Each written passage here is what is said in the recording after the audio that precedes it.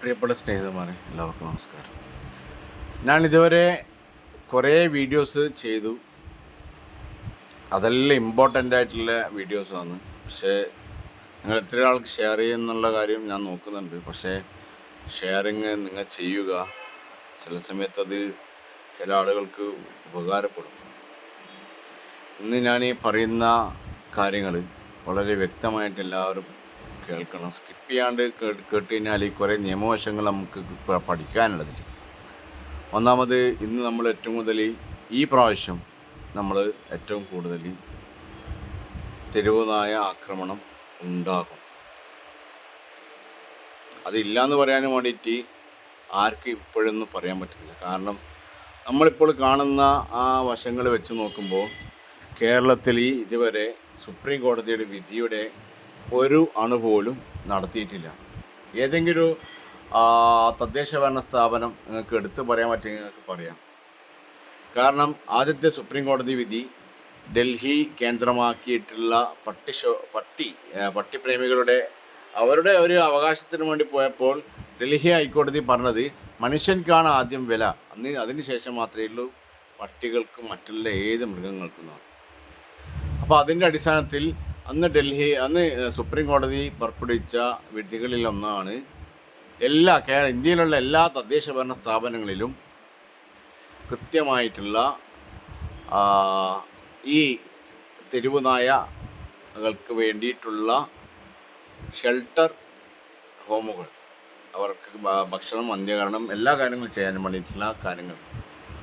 പക്ഷേ ഇതുവരെ കേരളത്തിൽ നമ്മുടെ പൊതുവായിട്ട് നമ്മൾ കേരളത്തിലാണുള്ളത്. ഇപ്പോൾ കേരളത്തിൽ ഇതുവരെ ചില ജില്ലകളിൽ നടപ്പിലാക്കിയിട്ടുണ്ട്. പക്ഷെ അത് പൂർണ്ണതയിൽ എത്തിയിട്ടില്ല എന്ന് വേണമെങ്കിൽ കറക്റ്റായിട്ട് പറയാൻ പറ്റും. കാരണം സാധാരണഗതിയിലുള്ള ഒരിതല്ല. ഈ നായകൾ പ്രസവിക്കുമ്പോൾ എങ്ങനെയായാലും 3-4 കുട്ടികൾ എങ്ങനെയായാലും ഉണ്ടാകും. അത് ഒരു 2-3 മാസത്തിനുള്ളിൽ ഏകദേശം വളർന്ന് വലുതായിട്ടാണ് ഇതിലേക്ക് പോകുന്നത്. അത് ഭക്ഷണം കിട്ടാത്തതിൻ്റെ കുറവായിരിക്കാം, അല്ലെങ്കിൽ മറ്റുള്ള ഈ പേവിഷബാധയുള്ള മറ്റുള്ള നായകൾ വന്ന് അതിനോട് ചേർന്നത് കൊണ്ടായിരിക്കാം. അങ്ങനെയുള്ള കുറേ പ്രശ്നങ്ങൾ അതിൻ്റെ വശത്തുണ്ട്. പക്ഷെ രണ്ടാമത് ബഹുമാനപ്പെട്ട സുപ്രീം കോടതിയുടെ വിധി വന്ന് ആക്രമണകാരികളായിട്ടുള്ള തെരുവ് നായ്ക്കളെ നമുക്ക് കൊല്ലാമെന്നുള്ളൊരു വിധിയുണ്ട് അവിടെ. പക്ഷേ ഞാനടക്കമുള്ള ആൾക്കാർ ഇപ്പോഴും കണ്ടുകൊണ്ടിരിക്കുന്ന കണ്ണൂർ ജില്ലയിൽ തന്നെ എത്രയോ സ്ഥലങ്ങളിൽ തെരുവ് നായ്ക്കളുടെ വിളയാട്ടുണ്ട്. കേരളത്തിലെ നമ്മളെപ്പോലെയുള്ള എന്നെപ്പോലെയുള്ള അല്ലെങ്കിൽ സാധാരണക്കാരായിട്ടുള്ള ജനങ്ങളാണ്. നേതാക്കന്മാർക്ക് അവർക്ക് പട്ടി അടിക്കുന്ന പറഞ്ഞാൽ വീട്ടിൽ കയറിയിരിക്കുക, അല്ലെങ്കിൽ കാറിൽ ഓടി രക്ഷപ്പെടാം, കാറിൽ പോവാം. നടന്നു പോകുന്ന ആൾക്കാർ ഇത് ശരിക്കും ഒന്ന് എഫക്റ്റ് ചെയ്യുന്നുണ്ട്. സ്കൂൾ കുട്ടികൾക്ക് അത് എഫക്റ്റ് ചെയ്യുന്നുണ്ട്. പലതരത്തിലുള്ള ഇത് ആക്രമണം ഉണ്ടായിക്കഴിഞ്ഞാൽ ഈ കുട്ടികൾക്ക് ഇഞ്ചക്ഷൻ വെക്കുന്ന ഇൻസുലിൻ പോലും വെക്കാൻ പറ്റാത്ത സ്ഥലങ്ങളുണ്ട് കേരളത്തിലെ ഗവൺമെൻറ് ഹോസ്പിറ്റലും മറ്റുള്ള ഹോസ്പിറ്റലും. ഫ്രിഡ്ജില്ലാണ്ട്, റെഫ്രിജറേറ്റർ ഇല്ലാണ്ട് ഈ സാധനം 21 ഡിഗ്രിയിൽ വെക്കാൻ പറ്റത്തില്ല. ഇതെങ്ങനെയാണ് പിന്നെ ഒരു ഇൻസുലിൻ ഇതെങ്ങനെയാണ് ഈ ആരോഗ്യ പ്രവർത്തകർ ഇതെങ്ങനെയാണ് ഇത് സൂക്ഷിക്കുന്നത് എന്നുള്ളത് നമ്മളെ ഏവരും ചിന്തിക്കേണ്ട കാര്യമാണ്. മൂള വെച്ച് ചിന്തിക്കണോ? കാരണം 21 ഡിഗ്രിൻ്റെ താഴെ ഈ സാധനം ശരിക്കും അത് നിലനിർത്തിയിട്ടില്ലെങ്കിൽ അത് തികച്ച് വെള്ളാന്ന്, ഒന്നിനും കൊള്ളില്ല. അത് ആർക്ക് വേണമെങ്കിലും എങ്ങനെ വേണമെങ്കിൽ പരിശോധിക്കാം. ഇപ്പോൾ സുപ്രീം കോടതിൻ്റെ വിധി മുന്നിലുണ്ടായിട്ട് പോലും കണ്ണൂർ ജില്ലയിൽ, പ്രത്യേകിച്ച് ഞാൻ നിൽക്കുന്നത് കണ്ണൂർ ജില്ലയിലായതുകൊണ്ട്, നമ്മുടെ നാട്ടിലുള്ള കോർപ്പറേഷൻ അധികൃതരോ ജില്ലാ പഞ്ചായത്ത് അധികൃതരോ ഗ്രാമപഞ്ചായത്ത് അധികൃതരോ ഷെൽട്ടർ ഹോമല്ല ഇവിടെയുള്ള നായ്ക്കൾക്ക് വേണ്ടിയിട്ടൊന്നും ഒരു കോപ്പം ചെയ്യുന്നില്ല. അവർക്ക് കിട്ടുന്ന ഫണ്ടുകൾ അത് കേരള ഗവൺമെൻറ് അണ്ടറിൽ നിന്ന് കിട്ടുന്നുണ്ട്, ഗ്രാൻഡായിട്ട് കിട്ടുന്നുണ്ട്. അത് ഏതെങ്കിലും തരത്തിലുള്ള കൂടുതലായിട്ടുള്ള ഈ തെരുവ് നായ ആക്രമണങ്ങൾ വരുമ്പോൾ ഇൻസുലിൻ വാക്സിനേഷന് വേണ്ടിയിട്ടുള്ളത് വരുന്നുണ്ട്. ഈ വാക്സിന് സ്വീകരിക്കേണ്ട കാര്യങ്ങൾ, എന്തെല്ലാം സാധനങ്ങൾ വേണ്ടത്, അതിന് വേണ്ടിയിട്ടുള്ള ഫണ്ട് വരുന്നുണ്ട്. പക്ഷെ ഇതൊന്നും കേരളത്തിലെ ജനങ്ങളിൽ ഇടയിലേക്ക് എത്തുന്നില്ല. നായ കടിച്ചു കഴിഞ്ഞാൽ 10,000 രൂപ അത് വേണ്ടിയിട്ട് വിട്ടോ എന്ന് പറയുന്ന ഈ ലോകത്താണ് നമ്മൾ ജീവിക്കുന്നത്. അത് സർക്കാർ നമ്മുടെ അടുത്ത് പറഞ്ഞാൽ ഇങ്ങ പോയിട്ട് പണി നോക്കുക, നമുക്ക് 10,000 രൂപ വേണ്ടാന്ന് പറയുന്നുള്ള ആർജവം നമ്മൾ കാണിക്കണം. നമ്മളെ കുട്ടിക്ക് ഈ ഒരു ഭാഗത്ത് അല്ലെങ്കിൽ കൈക്കൊരു ഭാഗത്ത്, കാലിൻ്റെ ഒരു ഭാഗത്ത്, തലക്കൊരു ഭാഗത്ത്, പൊക്കിലൊരു ഭാഗത്ത് ഇങ്ങനെ കടി കിട്ടിക്കഴിഞ്ഞാൽ അത് ശരിക്കും ഉണങ്ങി വന്നില്ലെങ്കിൽ, അതിൻ്റെ സൈഡിൽ പച്ച കുത്തിയെങ്കിൽ പിന്നെ മെഡിക്കൽ കോളേജിൽ പോകണം. അവിടെ നായ്ക്കളിൽ നിന്നും മറ്റുള്ള മൃഗങ്ങളിൽ നിന്നുള്ള ഹോർമോൺ വെച്ചിട്ടാണ് ഇതിനുള്ള ഇഞ്ചക്ഷൻ ചെയ്യേണ്ടത്. ചില ആളുകൾക്ക് ഈ പ്രമേഹ രോഗികൾക്ക് ഇത് വളരെ അധികം ഡേഞ്ചറസ് ആയിട്ടുള്ളൊരു കാര്യമാണ്. ചിലത് ഉണങ്ങാതെ വരുമ്പോൾ ആ പ്രമേഹ രോഗത്തിൻ്റെ അടിസ്ഥാനത്തിൽ ആ മുറിവ് കൂടി വരും. അപ്പോൾ നമുക്ക് ആദ്യം വേണ്ട എന്താണ്, ഈ ആക്രമണം ഇല്ലാതാക്കണം. തെരുവ് നായ്ക്കളെ ഈ സുപ്രീം കോടതി പറഞ്ഞിട്ട് പോലും കണ്ണൂർ ജില്ലാ മുനിസിപ്പൽ കോർപ്പറേഷൻ അധികൃതർ അല്ലെങ്കിൽ അതിലിരിക്കുന്ന സെക്രട്ടറിക്ക് ഒരു ചുക്കും ചെയ്യാൻ പറ്റുന്നില്ല എന്ന് ഞാൻ പറഞ്ഞല്ലേ, അത് ക്ലിയറാണ്.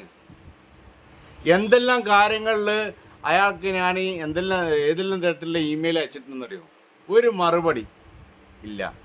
കാരണം എന്താണ്, അയാൾ വിചാരിക്കുന്നത് ഞാൻ ഇരുന്നിട്ട് ഇവിടുന്ന് 14 മണിക്ക് 12 മണിക്കൂർ ഇരുന്നില്ല, 8 മണിക്കൂർ ജോലി ചെയ്തിട്ട് പോയി കഴിഞ്ഞാൽ എൻ്റെ കൈമേൽ പൈസ വന്നു, ശമ്പളം വന്നു. ഒരു 7-8 വർഷം മുമ്പ് ഇതേ സ്ഥാനത്തിരിക്കുന്ന ഒരു വ്യക്തിനെ ആനക്കൊമ്പിലായിട്ടാണ് 1,08,00,000 രൂപയായിട്ട് വിജിലൻസ് പിടികൂടിയത്.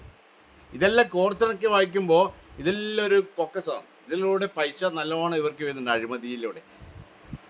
അല്ലെങ്കിൽ ഈ വാക്സിനേഷൻ്റെ പൈസയല്ലോ ഓർത്തതിന് എത്രയാണെന്ന് കിട്ടുന്നത്, എത്രയാണ് അതിൻ്റെ പൈസ എന്ന് പോലും ശരിക്കും യഥാർത്ഥത്തിൽ ആർക്കും അറിയില്ല, പൊതുജനങ്ങൾക്കറിയില്ല. അതിനുള്ള ഗ്രാൻഡ് കൊടുക്കുന്നത് ശരിക്കും എത്രയാണെന്നുള്ളത് പൊതുജനങ്ങൾക്ക് അറിയുന്നില്ല. നമ്മൾ ഈ ജനങ്ങളെപ്പോഴും അവരവരുടെ കാര്യം നോക്കി നടക്കുമ്പോൾ കോമ്പൗണ്ട് കെട്ടി മതിലും കെട്ടിക്കഴിഞ്ഞാൽ നമ്മൾ ഫ്രീ ആണെന്നാണ് വിചാരിക്കുന്നത്, നമ്മൾ ഓക്കെയായി, നമ്മൾ സേഫായി. പക്ഷേ നമ്മൾ ആ ഗേറ്റിൽ നിന്ന് പുറത്തേക്ക് ഇറങ്ങേണ്ട ഒരു അവസ്ഥ വരും. അല്ലെങ്കിൽ കാറിൽ പോകുന്ന ആൾ കാറിന് പുറത്തിറങ്ങേണ്ട ഒരു അവസ്ഥ വരും. അപ്പം നിങ്ങൾ കടിച്ചില്ലെങ്കിൽ നിങ്ങളുടെ ഇമ്മ്യൂണിറ്റി അത് കുറയും. ചെറിയ കുട്ടികളാ അല്ലെങ്കിൽ നമ്മളെ മക്കളാ ഒരു കാലത്തും ഇതിന് നമ്മൾ എനി കൂട്ടു നിന്നതിനാൽ അത് നമ്മളെ അനുഭവിച്ചോളാം, അത്രയേ ഉള്ളൂ.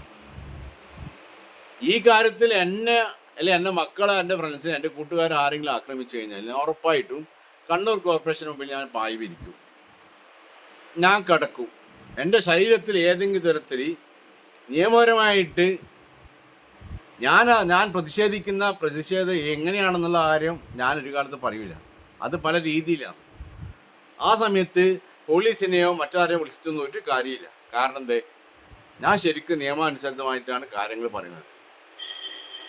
ഇപ്പോഴും പറയുന്നത് എന്താണ്, കേരളത്തിൽ ഈ 10 വർഷത്തിനിടയിൽ ഇവിടെ ഏറ്റവും കൂടുതലായിട്ട് കടിയേറ്റത് 15 ലക്ഷം പേർക്കാണ് ഇവിടെ കടിയേറ്റത്. ഈ ഒരു വർഷത്തിനിടയിൽ 33 പേർ മരിച്ചു. ടോട്ടലി മരിച്ചെത്ര? 122 പേര് മരിച്ചു. 122 ആൾക്കാരാണ്. ഇതിൽ മനുഷ്യന്മാരാണ്, ഓരോ കുടുംബത്തിൻ്റെ അത്താണിയാണ്. അവരുടെ കുടുംബത്തിൽ ഇങ്ങനെ സംഭവിക്കുമ്പോൾ അവരെന്താണ് ചെയ്യേണ്ടതെന്നുള്ള ഒരു കാര്യത്തിലേക്ക് എത്തിപ്പെടാൻ ആർക്കും പറ്റുന്നില്ല. ശരിക്കും ആരാണ് ഇതിന് ഉത്തരവാദികൾ? പ്രതികരിക്കേണ്ട ആൾക്കാർ നല്ല അടിപൊളിയായിട്ട് ഓരോ ടേം കിട്ടുമ്പോൾ മന്ത്രിയുടെ PA ആയിട്ടും അല്ലെങ്കിൽ മന്ത്രിയുടെ പേഴ്സണൽ സ്റ്റാഫായിട്ടും അല്ലെങ്കിൽ മന്ത്രിയുടെ എന്തെങ്കിലും ഒരു തിരുവനന്തപുരത്തേക്ക് പോകാൻ വേണ്ടി കാത്തിരിക്കുന്ന കുറേ നേതാക്കന്മാരുണ്ട്. ഒന്നിനും കൊള്ളാത്ത. ഇത് ഞാൻ പറയുമ്പോൾ എനിക്ക് ശത്രുക്കൾ കൂടുന്നുണ്ടാവും, പക്ഷെ ഞാനത് വിഷയാക്കുന്നില്ല. കണ്ണൂർ ജില്ലയിൽ ഏതെല്ലാം പ്രദേശങ്ങളിൽ തെരുവ് നായ്ക്കൾ കൂടുതലായിട്ടുണ്ടെന്നുള്ള കാര്യം വളരെ വ്യക്തമായിട്ട് തന്നെ എനിക്കറിയാം. നിങ്ങൾ ചെയ്യുന്നത് സുപ്രീം കോടതി അലക്ഷ്യമാണ്. ബഹുമാനപ്പെട്ട സുപ്രീം കോടതിയുടെ അലക്ഷ്യമാണത്. ഫസ്റ്റത്തെ വിധിയുടെ അലക്ഷ്യമാണ് നിങ്ങൾ ചെയ്യുന്നത്.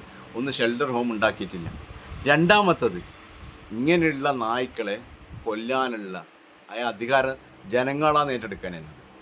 കാരണം നമ്മളെ മക്കളാ അല്ലെങ്കിൽ നമ്മളെ കൂട്ടത്തിലുള്ള ചങ്ങാതിമാരെ അല്ലെങ്കിൽ മറ്റുള്ള ബന്ധുക്കളാ അല്ലെങ്കിൽ മറ്റുള്ള ആരും ആയിക്കോട്ടെ, ആക്രമിച്ച് നമ്മൾ കൊല്ലും. വേറെന്താക്കാനിപ്പോൾ? മനുഷ്യനേക്കാൾ വലുതായിട്ട് വേറൊന്നുമില്ല. അതിനുശേഷം മാത്രമേ മൃഗങ്ങൾക്കുള്ളൂ. അതുകൊണ്ട് കണ്ണൂർ കോർപ്പറേഷൻ, എൻ്റെ ജില്ലയിൽ കണ്ണൂർ കോർപ്പറേഷൻ ആയതുകൊണ്ട് തീർച്ചയായിട്ടും അടുത്ത ദിവസങ്ങളിൽ ഇതിനെതിരെ ഏതെങ്കിലും തരത്തിൽ ഒരു കുട്ടിക്ക് കടിയേറ്റ് കഴിഞ്ഞാൽ ഞാൻ ശക്തമായി പ്രതികരിക്കും. അതിനുശേഷം വരുന്ന എല്ലാവിധ പ്രശ്നങ്ങൾക്കും, എന്തെങ്കിലും തരത്തിലുള്ള നിയമപരമായ പ്രശ്നങ്ങൾക്കും അതിൻ്റെ പൂർണ്ണ ഉത്തരവാദിത്വം നമ്മുടെ മുനിസിപ്പൽ കമ്മീഷണർ സെക്രട്ടറിക്ക് മാത്രമായിരിക്കും. ഞാൻ 2 ദിവസം മുമ്പ് കണ്ണൂർ മേയറുടെ ഒരു വണ്ടി 11 മണിക്ക് കണ്ണൂർ AKG ഹോസ്പിറ്റലിന് നേരെ മുമ്പിൽ കണ്ട്. ഈ രാത്രി സഞ്ചാരത്തിൽ അവിടെ ഭക്ഷണം കഴിക്കാൻ പോയതായിരിക്കാം. പക്ഷേ അതും നമ്മളെ പൊതുമുതലാണ്. ആ പൊതുമുതലെല്ലാം ഉപയോഗിച്ചിട്ട് നിങ്ങൾ ഇതെല്ലാം കാണിക്കുന്നതായിട്ട് നമ്മൾ അനങ്ങാണ്ടിക്കുന്നത് നമ്മുടെ കഴിവുകളല്ല. നമുക്കിവിടെ ജീവിക്കാനുള്ള ആ സമയം നിങ്ങളായിട്ട് നഷ്ടപ്പെടുത്തിയാണ്. ഒരു രാഷ്ട്രീയക്കാരനായതുകൊണ്ട് അല്ലെങ്കിൽ ഒരു ജനപ്രതിനിധി ആയതുകൊണ്ട് നിങ്ങൾക്ക് കിട്ടുന്ന എല്ലാ ആനുകൂല്യങ്ങളും നമ്മൾ തരുന്ന നികുതി പണം കൊണ്ടാണെന്നുള്ള കാര്യം നിങ്ങൾ ഓർക്കണം. ഇതിനെതിരെ ഞാൻ ഏതെങ്കിലും തരത്തിൽ ഒരു പ്രതിഷേധം, എൻ്റെ വ്യത്യസ്തമായ പ്രതിഷേധങ്ങളാണ് ഞാൻ കൂടുതൽ അവതരിപ്പിക്കുക. ആ സമയത്ത് എൻ്റെ പ്രിയപ്പെട്ട പോലീസ് ഉദ്യോഗസ്ഥർ എന്നെ അറസ്റ്റ് ചെയ്യാനോ എൻ്റെ ശരീരത്തെ സ്പർശിക്കാനോ വരരുത്. തീർച്ചയായിട്ടും ഞാനത് നിയമപരമായിട്ടുള്ള കാര്യങ്ങളിലൂടെ മാത്രമേ ഞാൻ എല്ലാ കാര്യങ്ങൾ ചെയ്യൂ. അതുകൊണ്ട് ഇതിനെതിരെ, ഈ തെരുവ് നായ ആക്രമണത്തിനെതിരെ എല്ലാവരും ഒന്നിച്ച് നിൽക്കുക. എങ്കിൽ മാത്രമേ ഈ പ്രാവശ്യമെങ്കിലും നമ്മൾ പ്രതികരിക്കുന്ന ആളുകളാണെന്ന് ജനങ്ങളാണെന്ന് ഇവിടുത്തെ എല്ലാ രാഷ്ട്രീയ പാർട്ടിക്കാരും മനസ്സിലാക്കും, ഉദ്യോഗസ്ഥർ മനസ്സിലാക്കും. എങ്കിൽ മാത്രമേ ഇത് പോലീസുകാരുടെ മക്കളായിക്കാനാൽ അത് നായ്ക്കറിയില്ല അത് പോലീസിൻ്റെ മോനാണ്. അല്ലെങ്കിൽ പിന്നെ മന്ത്രി പോകുമ്പോൾ മന്ത്രിൻ്റെ മോനെ കടിച്ചു കഴിഞ്ഞാൽ മന്ത്രിൻ്റെ മോനാണെന്ന് ആർക്കും അറിയില്ല. തെരുവ് നായനോട് പറഞ്ഞാലും മനസ്സിലാവില്ല. അതുകൊണ്ട് എല്ലാവർക്കും ഇത് കൊള്ളും. കൊണ്ടു കഴിഞ്ഞാൽ ഇമ്മ്യൂണിറ്റി കുറയും. ഇമ്മ്യൂണിറ്റി കുറഞ്ഞു കഴിഞ്ഞാൽ പിന്നെ നമുക്ക് അങ്ങോട്ടുള്ള രോഗങ്ങളിൽ നിന്ന് ഇതിനോടനുബന്ധിച്ചുള്ള രോഗങ്ങൾ കൂടുതലായിട്ട് വരും. എല്ലാവരും ഇതിനോട് ശക്തമായിട്ട് പ്രതികരിക്കുക എന്ന് മാത്രമേ എനിക്ക് പറയാനുള്ളൂ. വേറെ സമരാഹ്വാനം, അങ്ങനെ കല്ലെറിയണം, മറ്റേ തടയിൽ ഒന്നും വേണ്ട. സമാധാനപരമായിട്ട് പലതും നമുക്ക് ചെയ്യാൻ പറ്റും. ഒന്നിച്ച് നിൽക്കുക. താങ്ക് യു, നമസ്കാരം.